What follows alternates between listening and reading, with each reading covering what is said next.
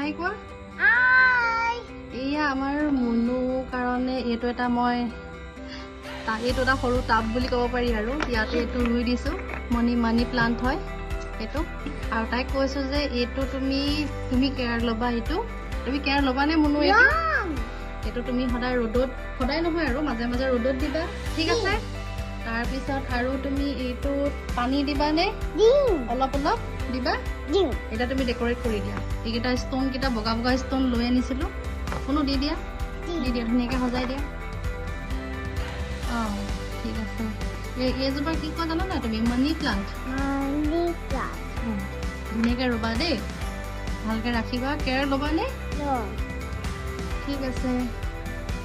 আজিলৈ বাই কৈ দিয়া